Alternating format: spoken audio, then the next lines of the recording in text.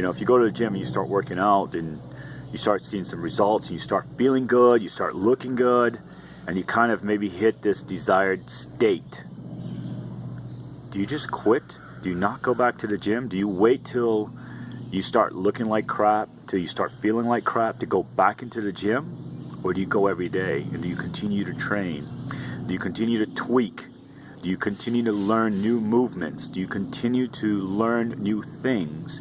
Do you maybe go read a little bit? Maybe go to a seminar? Maybe, you know, engage with people that are like-minded?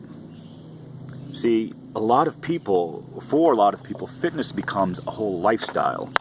And so if you look at the people that are the fittest, you know, it's a lifestyle. My buddy Sylvania, he's a big CrossFit guy, right? And so, you know, he talks about just coming to CrossFit, and, you know, as you get better, you know, maybe you want to break off in a barbell club, maybe because you want to get your squats up or your deadlifts up. Or maybe you get into, I don't really know all the other levels of CrossFit, but, you know, maybe you just do some one-on-one coaching because you just want to get better at like a double under or something like that. The idea is that you keep working at it, you keep getting better. The better you get, the more you enjoy the journey, right? Or do you just show up, put in a little work, get a little knowledge, and say, okay, great, my arms look great, I'm out. No, you don't, right? So why in the world would we do that when it comes to working on ourselves? When it comes to working on our mental state, our emotional state, and our spiritual state? Why do we think it's okay to read a book and then, you know, just start quoting everything from the book, feeling great about the book, and then just don't do anything else with it? Why do we feel like it's okay, you know, hey, I'm just going to go to this seminar? I had a conversation with someone else not too long ago, and they were just in this bad state, and, you know, they went to a seminar. They came back, and they were on fire, and I could see them on fire, I could hear them on fire, I could see it in their voice, and sure enough, a few weeks later, they were back in that state. So I'm all for investing. I'm all for investing in yourself. I'm all for reading books. I'm all for, you know, finding the right tribe. I'm all for creating the right energies. I'm all for going to seminars. I'm all for taking online classes. I'm all for any of that consumption of knowledge, because those are many of the things that I do personally.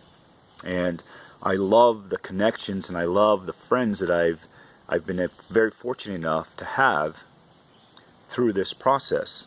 But the thing that I know is that, you know, as I get those beach muscles, right, and I show up at the beach and I'm looking great and I'm feeling great, I still got to go back and get back to work on Monday morning in the gym, continue to work right, you know, continue to work out, continue to eat right, continue to increase my knowledge, continuing to invest in myself.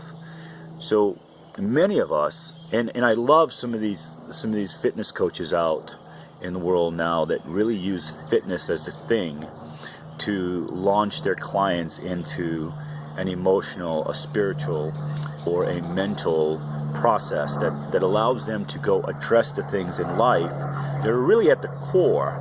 You know, a lot of times we go try to fix something by exercising or eating this or eating that or whatever, but we don't ever identify the core.